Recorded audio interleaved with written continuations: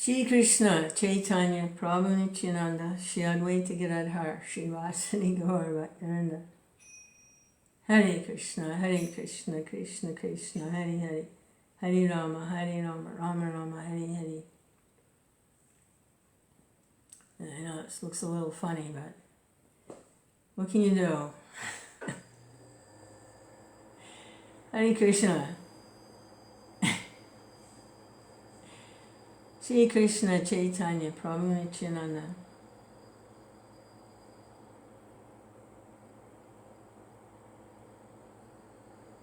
Read a little something from Ramayana. The pastimes, the activities of the incarnation of the Supreme Personality of Godhead, Sitaram, Lakshman, Bharat, Satrughna, Hanuman,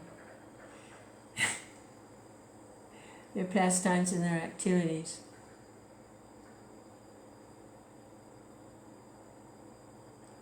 So the Lord is not different from his pastimes and his activities. He's a transcendental personality of Godhead who appears from time to time for specific purposes.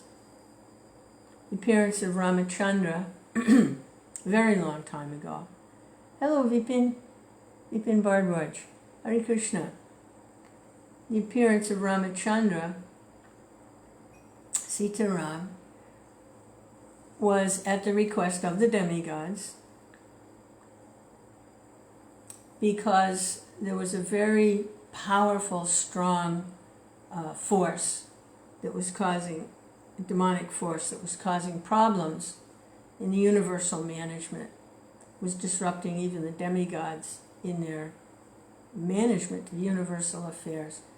The Rakshasas, the king of the Rakshasas, Ravana, had a benediction that, he was just very powerful. And he was disrupting everything. So the demigods, they approached Supreme Personality of Godhead, please do something, help. So he appeared as Lord Ramachandra specifically to stop that disturbance. In Gita, Krishna says, Krishna appeared 5,000 years ago for pretty much the same reason.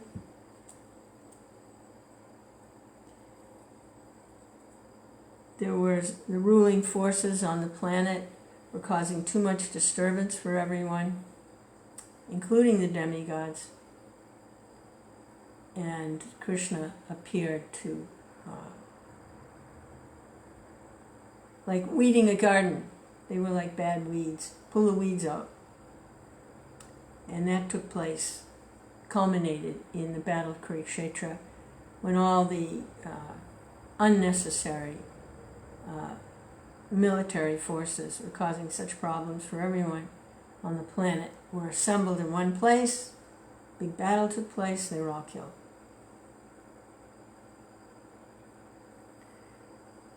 So similar, Krishna, he explains, wherever, whenever I appear from time to time to reestablish religious principles and to annihilate the opposing and miscreant forces. So we see that now also. In previous ages, the demons were in separate, the good guys and the bad guys were separate. The devotee, pious, religious, demigod types, trying to do the right thing, they were separate from the envious troublemakers. That they derived great glee and satisfaction in disturbing everybody else, stealing from them, destroying what they built, things like that, causing problems for themselves to try to enjoy power and like this. So Krishna says, from time to time, I appear to fix things so it can run smoothly. But in this age, Kali Yuga, the demonic tendencies and the pious good tendencies are all in each individual. It's not so separate, like the good guys are here and the bad guys are there. It's hard to tell who's who, because within each individual there is the demigod type of tendency and the disruptive type tendency, the envious, problem-causing tendency. So within each individual. So Krishna has appeared as the holy name. And it says those with sufficient intelligence, they'll take to this chanting, which destroys these demonic tendencies and realigns the living entity with his real nature as a servant of the Lord, a spiritual personality, not this body. Body's temporary.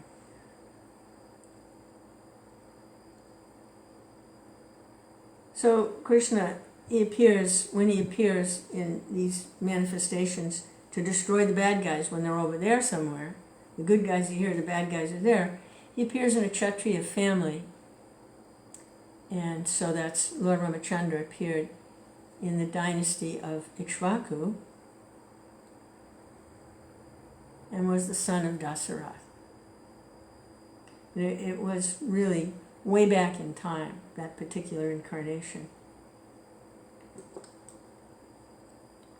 But it's significant for us now because the most recent incarnation, Chaitanya Mahaprabhu, who's given the holy name, invested all my potencies in the holy name alone, Chaitanya Mahaprabhu,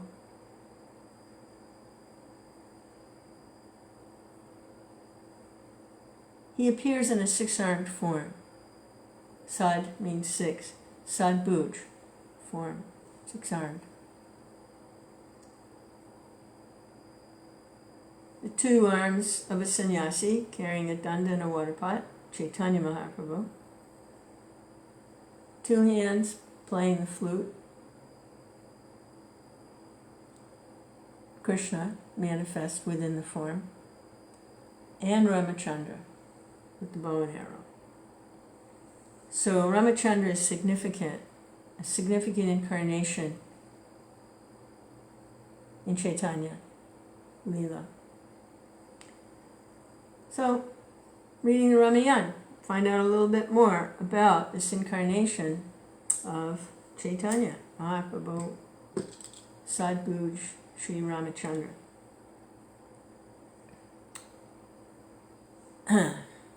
Up to this point, Hare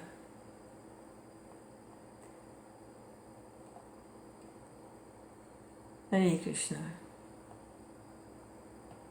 I'm going to chant just a little bit. I need to practice. Hare Krishna, Hare Krishna.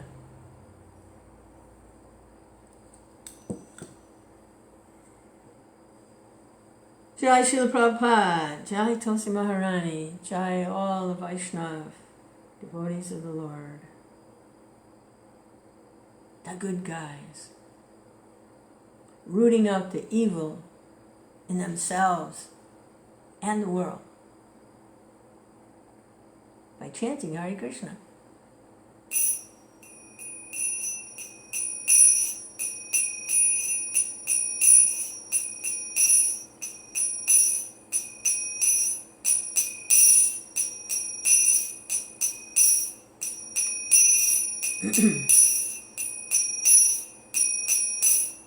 Hare Krishna, Hare Krishna, Krishna Krishna, Hare Hare, Hare Rama, Hare Rama, Rama Rama, Hare Hare, Hare Krishna, Hare Krishna, Krishna Krishna, Hare Hare, Hare Rama, Hare Rama, Rama Rama, Hare Hare, Hare Krishna, Hare Krishna, Krishna Krishna, Hare Hare, Hare Rama, Hare Rama, Rama Rama, Hare Hare.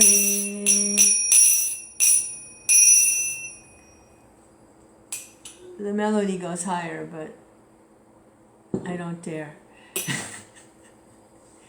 Jai. Jai Shri Krishna Chaitanya. Prabhu Nityananda.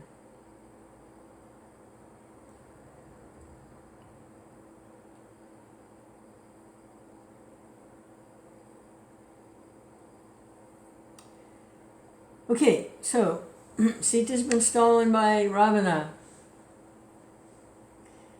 And Ramachandra and Lakshman have returned to the encampment and realized what's happened. But they don't know where she is.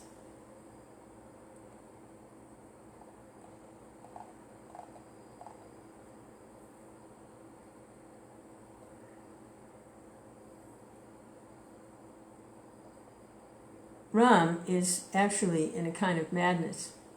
He's asking the trees, have you seen her? Where is she? He's asking the animals, the tigers, the elephants, where is she? And he's feeling that he's failed in everything. He's going through kind of craziness, madness, and separation from Sita. And he's envisioning the Rakshasas killing her and cooking her and eating her, and he's beside himself.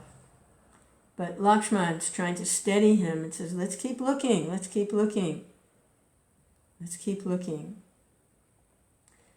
So they're in the forest again, trying to find some trace of where she might be. So a second father dies. Chapter 39. The two brothers searched every mountain, forest, and riverbank, calling Sita's name aloud, but all in vain, and they did not so much as find a clue anywhere. Baffled and grief-stricken, Ram cried out against the river Godavari, against the gods, and against the five elements. You might say, well, Ram is the Supreme Personality of Godhead. He knows everything. Why is he going through this? Because he's appearing as a human being. Not an ordinary human being, but he's appearing as a human being. And these are the kinds of things human beings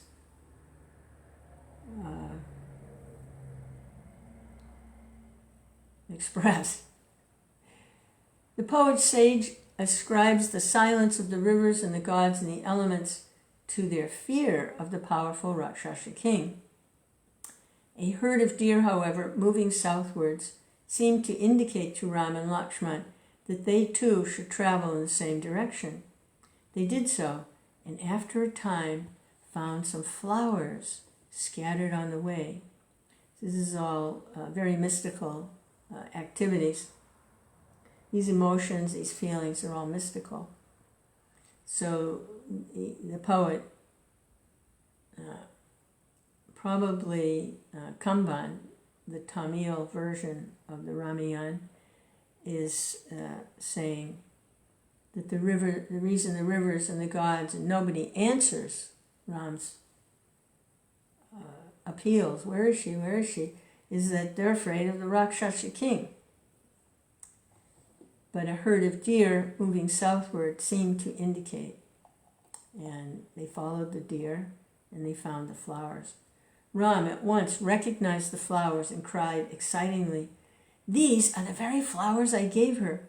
They must have fallen from her hair." His grief and anxiety grew greater, and he sobbed aloud, fearing the worst for Sita. They searched the forest all around the spot where they found the flowers. They noticed the marks of a Rakshasa's big feet and little footprints that they knew were Sita's. They found some gold beads spilt from Sita's jewels. Ram cried again, "Look, the Rakshasa has been chasing her like a beast of prey to tear her tender flesh." Then they saw several fragments of a chariot and great clots of blood, as also royal headgear and jewels scattered on the ground. They wondered what these things could mean. Jatayu, the eagle king, had tried to stop Ravana, and he crashed Ravana's chariot to the ground, and then he began to attack him with his sharp talons and was tearing his flesh. So they found that clots of blood on the ground. Soon they came upon a large bow. It was broken, and a flag torn and armor crushed. A little later they saw the dead bodies of a charioteer and of the mules. It was clear that a vehement battle had been fought on that spot. Two powerful Rakshasas must have struggled here, groaned Ram, each claiming the sole right to eat Sita. Conjecturing and lamenting in this way, Ram went on. Dharma could not save Sita. No god came to her rescue. It will be right to destroy this wicked world. Ram was beside himself and talked wildly.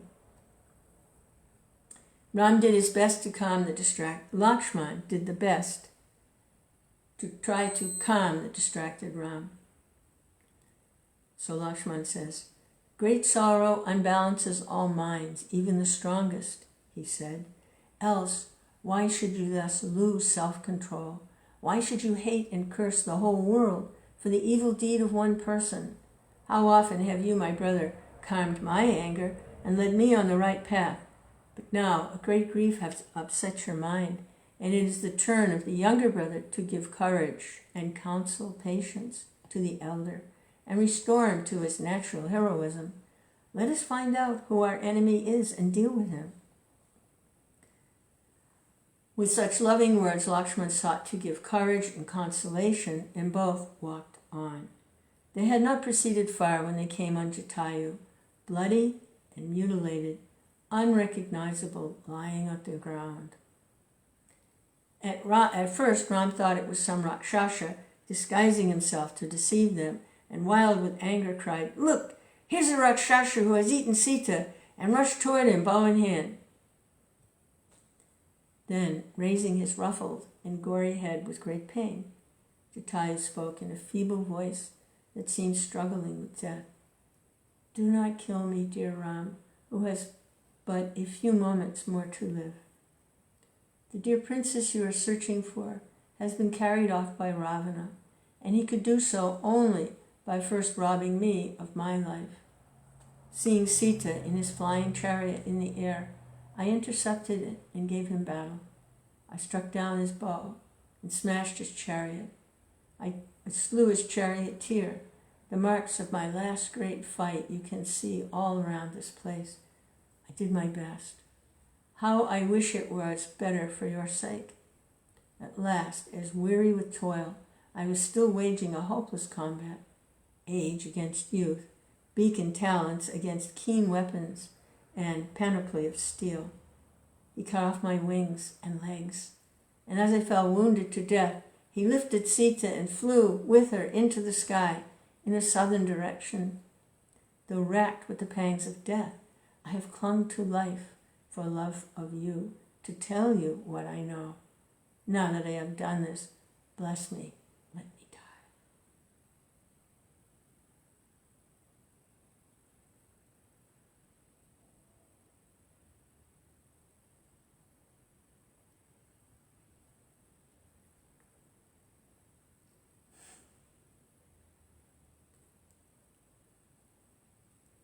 Tears flowed from Ram's eyes as he listened to Jatayu's tale.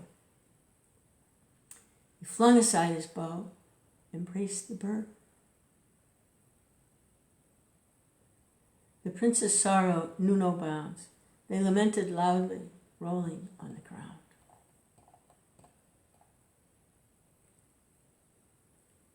I'm the most unhappy man alive, Lakshman, said Ram.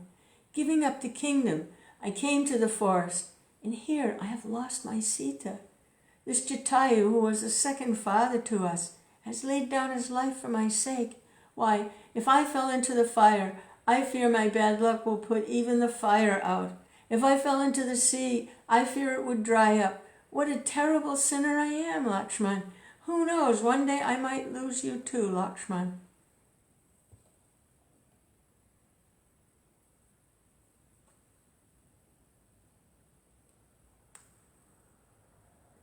Embracing Jatayu, he said,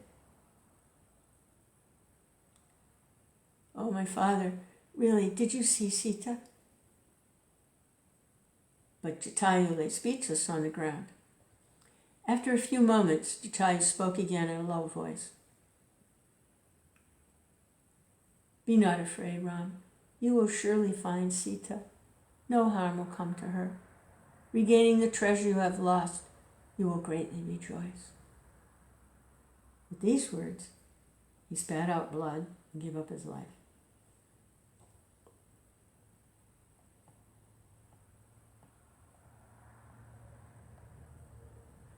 They were foolish and committed errors of omission and commission and lost Sita. Trying to save Sita from the calamity that their carelessness had brought upon her, Jatayu, old, unarmed, had fought with wing and beak and talon and given up his life. When their father died in Ayodhya, his obsequies were performed by Bharat and Satrughna. Ram and Lakshman were denied this privilege because they were away in the forest. They regarded Jatayu as their own father, and performing his obsequies derived some consolation for not being by Dasarath's side and performing the last offices for him. What other help or honor could they accord to heroic Jatayu? The Bhaktas worship Jatayu as the best of Bhaktas. Exercising our imagination, we should behold with Sita's eyes the poor old bird's hard struggle against the Rakshasa king.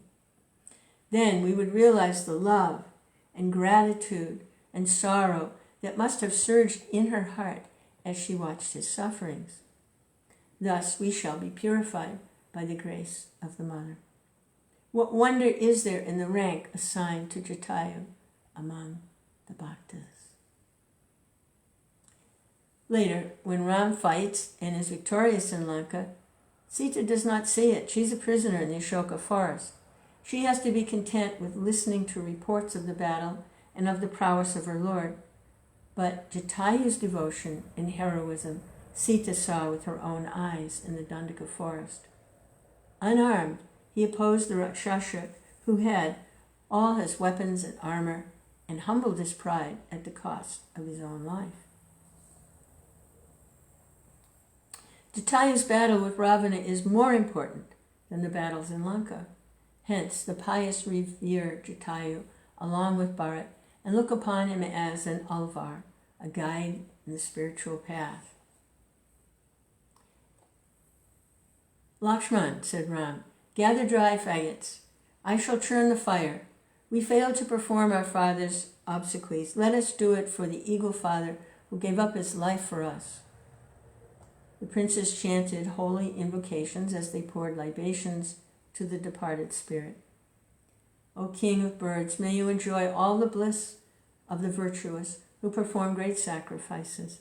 May you enjoy the bliss of vanaprasthas who have performed great penance. May you enjoy the bliss of those who have made great gifts of land. May you enjoy the bliss of those who fight heroically in the field of battle. May the bliss of all good people be yours." After the ceremony, Ram became steadier and stronger in mind. To millions of men, women, and children in India, the Ramayana is not a mere tale. it has more truth and meaning than the events in one's own life. Just as plants grow under the influence of sunlight, the people of India grow in mental strength and culture by absorbing the glowing inspiration of the Ramayana. When we see any helpless person in danger or difficulty, let us think of Jatayu and with firm mind try to help regardless of circumstances. Ram's losing health and lamenting in sorrow may be compared to the behavior of another incarnation honored by another faith. It is said in the Bible that Jesus, nailed to the cross and about to give up his ghost, cried with a loud voice, Eloi, Eloi, lama sabachthani, in Hebrew, for my God, why have you forsaken me? The mystery of incarnations is ever the same. They are weighed with the dust and tears of the body they have taken and suffer and grieve like mortals.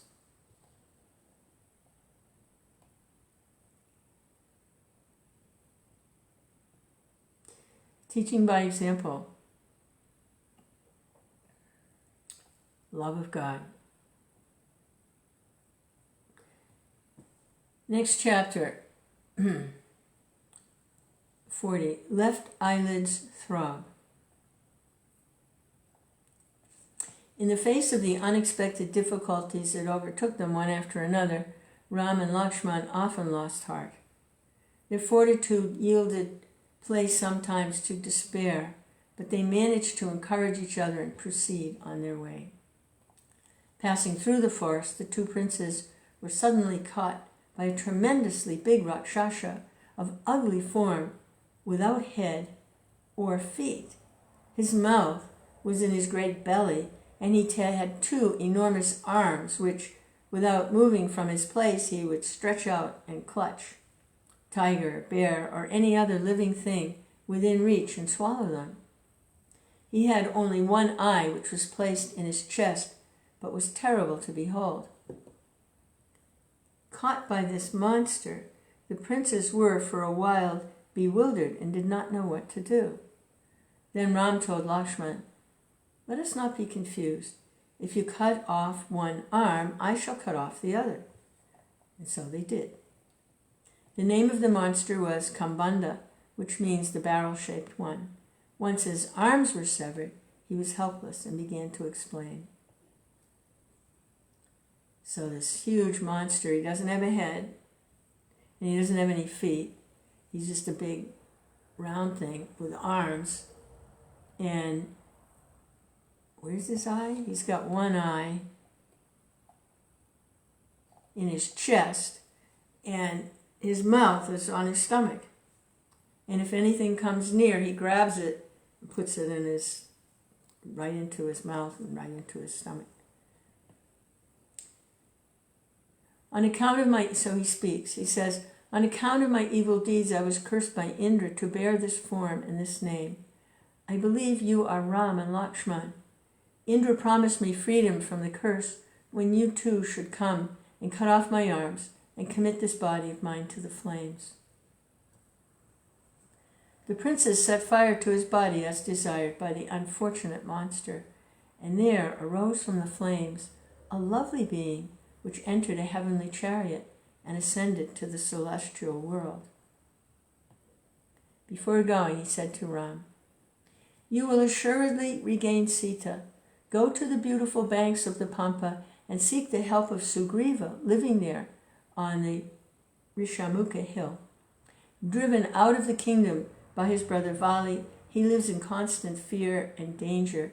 Gain his friendship, and you will succeed in your attempt." Saying this, Kambanda disappeared. Ram and Lakshman now set forward in the direction of the Pampa. In that lovely region, they visited the ashram of the aged sannyasini Sabari, the disciple of Rishi Matanga, and accepted her hospitality. Sabari was a woman of a forest tribe and a faithful serving sister in the ashram of the old saint Matanga. When he departed his life, she wanted to die too, but he said the time was not yet, and she should wait for the arrival of Ram, an incarnation of Vishnu, for the bliss of his darshan was in store for her. So the old and wrinkled woman lived her saintly life, looking faithfully after the ashram as of old, and keeping it sweet to receive the promised guest. When the princess came, she produced the fruit she had gathered and kept for them, and described and showed to them the wonders of the Matanga ashram. Then, with their leave, she kindled the fire, and entering it, ascended to heaven. The meeting with this saintly woman and the waters of the river Pampa gave strength of mind to the princes. They thought over what should be done next. Ram said, Lakshman, I'm beginning to think that we shall succeed. Let us search the forest for Sugriva, whose help we should obtain. They went all over the Pampa area. The place was lovely, but the loveliness of the spot and the animals, birds, trees, and creepers only increased Ram's grief. Every beautiful object wrung his heart and made him think, how much would Sita have enjoyed this? Try as he might, he could not control the human sorrow which by his incarnation he had undertaken to endure. Lakshman tried to revive his spirit. He said, even if Sita is kept hidden in the womb of Aditi, the mother of the gods, we will discover her. Ravana cannot escape. It is certain we shall kill him and redeem Sita. It's not proper that you should thus despair. How can you let anxiety or weakness come over you? If we lose a precious thing, we should work for its recovery with perseverance. Sometimes our very affection becomes our enemy. Too much love brings on grief, and grief weakens effort. What need is there for me to tell you all this? You know it all. Let us not lose hope. Let us forget the grief brought on by love and bend our mind and body to exertion. Be brave, be hopeful. We shall succeed. Get rid of your sorrow, brother. The younger brother thus advised Ram.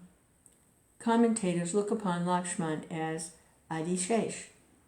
Adishesh, the serpent, is said to be ever the protecting spirit of Vishnu. So Lakshman ever tried to give Ram fresh energy and enthusiasm.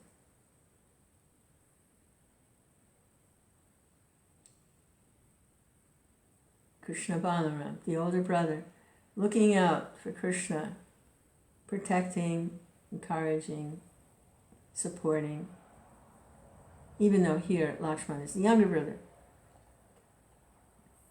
But the party's playing. The fugitive Vanara prince Sugriva, so Vanara is the monkeys. The fugitive Vanara prince Sugriva and his faithful adherents, with the watchful vigilance of fear, saw Ram and Lakshman roving in the forest and were troubled with doubts. Having been ejected from his kingdom by Vali, Sugriva chose this mountainous spot because he believed that it was made by the curse of a rishi inaccessible to Vali. And now he feared that here too Vali in disguise was following him in order to kill him. Or else he feared some Kshatriya warriors taking the side of Vali were there to kill him. The other Vanaras ran hither and thither in panic. Hanuman was Sugriva's chief minister. He reassured Sugriva, saying, "This is not Vali, nor are they friends of Vali, it seems to me. There is no ground for fear. I shall go and talk to them and find out the truth." Sugriva was pleased and said, "Do it, but be careful. Go, find out the truth, and come back." They behave as if they are searching for someone. Could it not be that it is me they seek? Taking the form of a Brahmin, Hanuman approached Ram and Lakshman. As he went and stood in front of them, a confident feeling possessed his heart. Straightway he started speaking out frankly. Hanuman went forward to learn the truth without discovering himself, but as he went on speaking, he threw all caution away and told in detail all about himself and the Vanara king. Looking on Ram and Lakshman, he was beside himself as a devotee in the presence of the Lord and praised them. He said that he was a Vanara and had come there in disguise as desired by his king. Royal saints, he said, your presence here fills my heart with joy. There is an aura around you as if you were gods. I take it you are here in the forest for doing tapas, but why have you come to this inaccessible spot? Please tell me who you are. This river and this forest are made lovelier by your presence. Your faces and forms are radiantly beautiful. The creatures in the forest look on you with reverence and awe. Your strength and courage are manifest. Who are you? From which country do you come? It is clear you are entitled by birth to rule some mighty kingdom, and yet you are dressed like ascetics, with matted hair and bark garments. You carry also bows and arrows. Why are you silent? Here, Sugriva, the Vanara king, driven out of his kingdom by his brother Vali, is in hiding. He is full of grief. I am his minister. My name is Hanuman. I am the son of Vayu. As ordered by my king, I put on the appearance of a brahmachari and am now here before you. Listening to this courteous words of Hanuman, Ram said to Lakshman, Brother, this speech of Hanuman has inspired me with confidence. I trust him absolutely. Did you notice the beauty of his language and how correct and rhythmic his enunciation is? He is speaking like one who has mastered the Vedas and the science of grammar. An ideal messenger he is. Fortunate is the king who has such a messenger. He whom we are searching for is himself in search of us. We came here to see Sugriva, and he has sent his messenger to us. Let us welcome him. Then they began to talk freely to one another. Ram and Lakshman on the one hand, and Hanuman on the other, related their history, their joys and sorrows, hopes and fears. As a result of this talk, Lakshman conceived a great affection for Hanuman. He said to Hanuman, My brother, born to great wealth, the eldest of an emperor, has left his kingdom and come to the forest. Here, his wife, dearer to him than life itself, was abducted by Ravana, who has had by a fraudulent trick inveigled us far away from the hermitage where she was. We seek Sugriva's help to rescue her and recover her, for a Daitya, who under a curse took on the form of a Rakshasa, told us, if you secure the help of Sugriva, the Vanara king, you will regain the princess stolen by the Rakshasas. And so we are here. We seek the friendship of your king. Hanuman answered, Sugriva too has been persecuted by Vali and deprived of his kingdom and his wife. It is now certain that he will regain both. My king will gain much by your friendship, and with his help you will also succeed in your efforts. Then the three went to Sugriva. The way was such that only a Vanara could traverse it. Hanuman resumed his natural shape and carried both the princes on his back.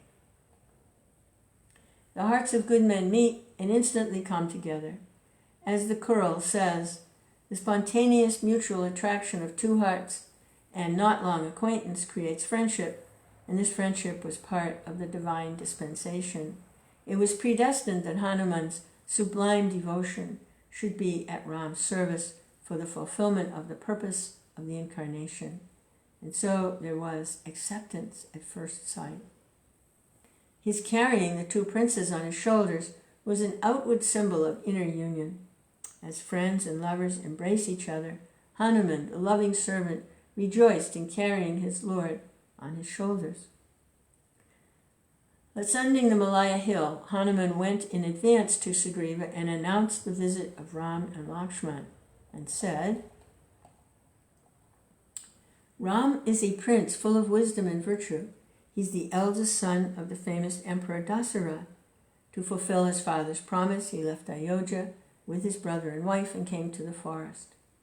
King Dasarath was compelled by his younger wife, in fulfillment of an undefined promise given long ago, to banish Ram. In the forest, taking advantage of the prince's absence, Ravana carried away the wife of Ram. Ram has come here, seeking your help in finding her. The princes are worthy of your friendship. You too will gain greatly from their friendship with such heroes.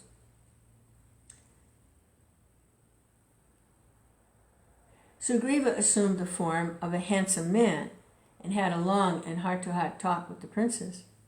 Stretching forth his hand to Ram, he said, Princes, if you care for the friendship of a Vanara, here is my hand, accept it. Hanuman has told me all about your virtue and greatness. Ram clasped his hand and embraced him. Soon Hanuman got together some faggots and kindled a fire. Circumambulating the flames, Ram and Sugriva swore mutual friendship. Let us share our joys and sorrows, they vowed. Let our friendship be eternal. They cut down the branch of a tree, and sitting on it, Ram and Sugriva were engaged in cheerful talk, and so too were Hanuman and Lakshman, seated on another.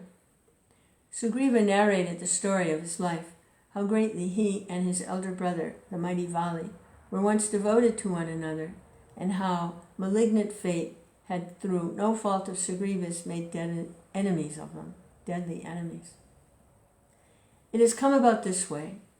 Once, a Rakshasa named Mayavi came at midnight to the gate at Kishkinda, their capital, and vauntingly challenged Vali to instant combat in pursuance of an ancient feud. Vali, who never refused a fight, rushed forth impetuously, followed by Sugriva, and seeing them, the Rakshasa fled. Pursuing him, they saw him disappear into a great cave, into the mouth of which was overgrown with brushwood. Vali bade Sugriva, exacting an oath for him, to wait at the entrance for him, and plunged into the darkness of the cave after the foe. Sugriva waited long, but Vali did not come out. As he stood racked with doubt, indistinct shouts and groans, which seemed to his horror-struck ears his brothers, issued from the cave. Presently there gushed out of it foaming blood, which made him sure that Vali had perished in the struggle. To make sure that the victorious Rakshasa would not rush out in the elation of triumph and destroy Kishkinda, Sugriva blocked the entrance of the cave with a huge rock and returned to Kishkinda with his tale of Vali's death. As a ruleless state invites disaster, he was persuaded by the ministers and elders to occupy the vacant throne. While he was enjoying the sweets of power, like a bolt from the blue, Vali burst on them, haggard with wrath and wounds, and accusing him of treason and unnatural conduct towards one who was at once his brother and his king. Vali drove him out with scorn and contumely as a wretch, too violent to live, but whom he forbore to slay only because he was unfortunately also his brother. So, by a cruel fate, he had been deprived of his home, throne, and all, including even his wife, and had to seek asylum in the forest with a few faithful friends. Here at least he was safe, for Vali had been forbidden by a rishi from entering the precincts on pain of instant death. This incident between Vali and Sugriva is a good example of the moral teaching conveyed in the Puranas. There was nothing terribly wrong in the conduct either of Vali or of Sugriva. Anger confuses the mind. One who yields to anger loses the capacity to see the truth. That way lies destruction. Vali's anger led to his end. Sugriva humbly confessed the truth, but Vali would not listen. He was beside himself with rage. Sugriva, too, was guilty of imprudent haste. He concluded too quickly that his brother had died. He was afraid that the Asura, who was victorious, would come out and kill him too. So he closed the entrance of the cave and returned home. At first, he had not been keen on becoming king, and yet he allowed himself to be persuaded by the people. He yielded to a subconscious desire without sufficient thought, so difficulties came upon him. Thoughtless action leads to unhappiness. This is what we learn from the story of Sugriva. One should not desire what belongs to another. One has to exercise great care and control one's desires. In contrast to Sugriva, when the ministers and subjects in Ayodhya pressed Bharat to accept the crown, he was firm in his refusal. Bharat's strength of character was great, but Sugriva was different. He was weak and suffered in consequences. Bharat had the courage to refuse, and his name lives forever. In every episode of the Ramayana, some lesson which we should learn for our daily life is taught. The meaning is in some places plain, in others it may lie hidden. If we read with reverence and think deeply, we can always see the moral. Sugriva concluded his story with a piteous appeal to Ram. For fear of Vali, I am a wanderer in the forest. I live concealing myself here. Will you kill Vali and restore me to my kingdom and my wife? Ram answered, certainly I will. Vali cannot escape this now, be assured.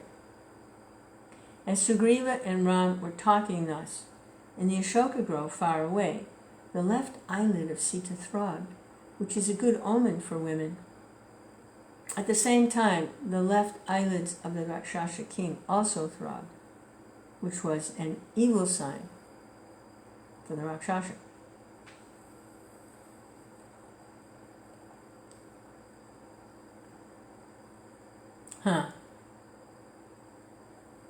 Krishna.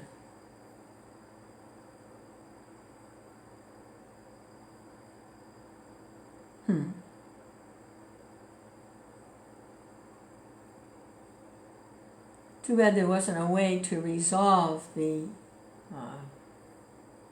misunderstanding between Vali and Sugriva.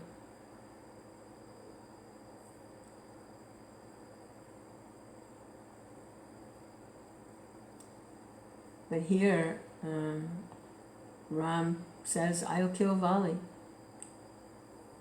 Vali will be killed. That's too bad. Vali was actually the king.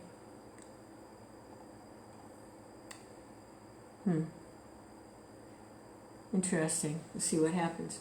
So the next chapter, they're going to be searching for Sita, and it's entitled, He Sees Her Jewels, because she dropped a little bundle of jewels along the way. Ravana was carrying her off, trying to show the direction. So now they have the help of the Vanaras.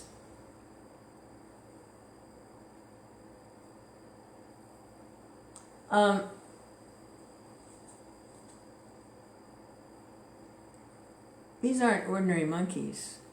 These are, from what I understand, it's a very, very crude form, very, very crude human form, because this was a long time ago. You won't see too many Vanaras running around now.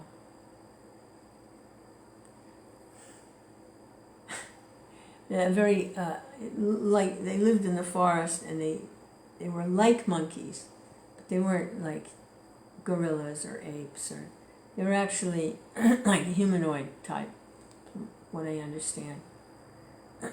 Just very crude form, very crude human form.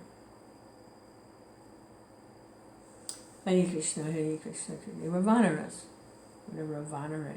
They were Vanaras, monkey-like, ape-like, monkey-like. I wonder if, sometimes they find these fossils and they think it's Neanderthal man or something, or it looks like a human skull, but it's more like a monkey skull. I wonder if, like petrified in stone because there was a volcano and it got trapped in the... Well, anyway, preserved. I wonder if that's what they're finding, some trace of these Vanaras. I'm just curious. Hare Krishna, Hare Krishna, Krishna Krishna, Hare Hare, Hare Rama, Hare Rama.